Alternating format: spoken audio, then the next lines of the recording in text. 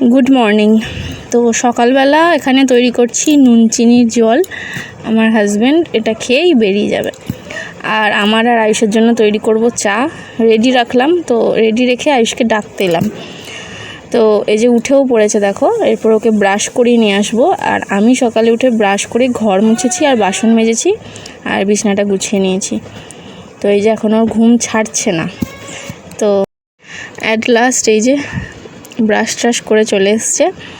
এখন বিস্কুট খাবে চায় ভিজিয়ে, আর আমি খাবো কালকে পরোটা করেছিলাম, তো সেই পরোটা চায়ের সাথে দুটো খাচ্ছি। তো এতেই আমার পেট ভরে যাবে। তো এরপরে আছে আয়ুষের অনলাইন ক্লাস। হোয়াটসঅ্যাপে ম্যাডামরা সমস্ত কাজ পাঠাবে, সেগুলো আমাকে ঘরে করিয়ে নিতে হবে। হয়ে গেছে আয়ুষের অনলাইন ক্লাস, এখন বাজে হচ্ছে 10টা। তো এখন বই খাতা গুছিয়ে দেবো। আর ওর বাবা চিড়ে এনে দিয়েছে, এখানে চিড়ে আছে, ওকে দই চিড়ে দেবো, দিয়ে আমি যাব স্নান করতে। চলো। ইদানিং দই চিড়েটা আয়ুষের খুব পছন্দের একটা খাবার। চিড়েটা অল্প দিই, দইটা একটু বেশি দিই, তবেই ওর খেতে ভালো লাগে, না হলে শুকনো শুকনো লাগবে। একেবারে দই কিনে আমি রেখে দিই ফ্রিজে, রোজের অল্প অল্প করে দিই। আর এখন গরমে ছুটি তো পড়েনি, বাট এই গরমে ম্যাডামরা আর কি গ্রুপে নোটিশ দিয়ে দিয়েছে যে হালকা খাবার বাচ্চাদেরকে টিফিনে দিতে। ওকে যদি আমি দই চিড়ে টিফিনে দিই, ভালোভাবেই খেয়ে নেয়। আর তো আজকে দুপুরে রান্নাটা করেছি এই যে ভাত আর আলু পোস্ত করেছি, ঢ্যাঁড়স ছিল অল্প, ঢ্যাঁড়স দিয়ে আলু পোস্ত, আর মুগের ডাল আম দিয়ে। আজকে আমাদের নিরামিষ, পাড়ায় একটা পুজো আছে, কালী পুজো, সেই কারণে ওবেলা লুচি তরকারি খাবো, এবেলার মতো অল্প করে রান্নাটা করেছি।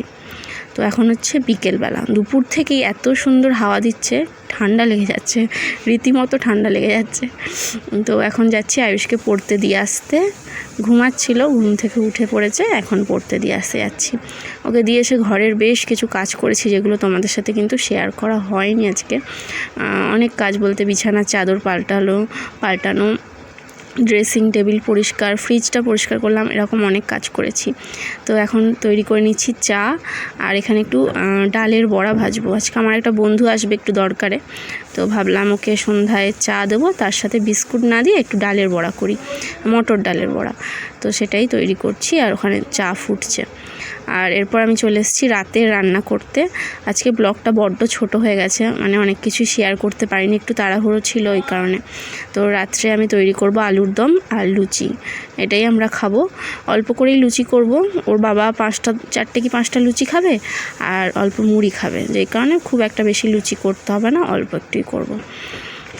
তো এই যে আলুগুলো আগে ভেজে রেখেছিলাম, আর এখানে টমেটো আর আদা পেস্ট ভালো করে কষিয়ে নিয়ে, আর ফোড়নে দিয়েছিলাম তেজপাতা আর সাদা জিরে, আর এখানে কয়েকটা কাঁচা লঙ্কা দিয়ে দিলাম। তো এখন ঢাকা দিয়ে সেদ্ধ করে নেব। আর ওদিকে আলুর দম হয়ে গেছে, আর এখানে এই যে লুচিগুলো আমি একেবারে বেলে নিয়ে চলে এসেছি। একটু বেশি করে তেল দিয়ে একেবারে বেলে নিই, ওটাই সুবিধা হয়, আর একটা একটা করে বেলে ভাজতে অনেক সময় লেগে যায়। তো ঘরে বসে মেঝেতে ভালো করে বসে সব একসাথে বেলে নিই, যদিও অল্পই লুচি, খুব বেশি না। তো সমস্ত বেলে নিয়ে চলে এসেছি, এখন এই যে ভেজে নেব। লুচি ভাজতে ভাজতে দুটো কমেন্ট পড়ি।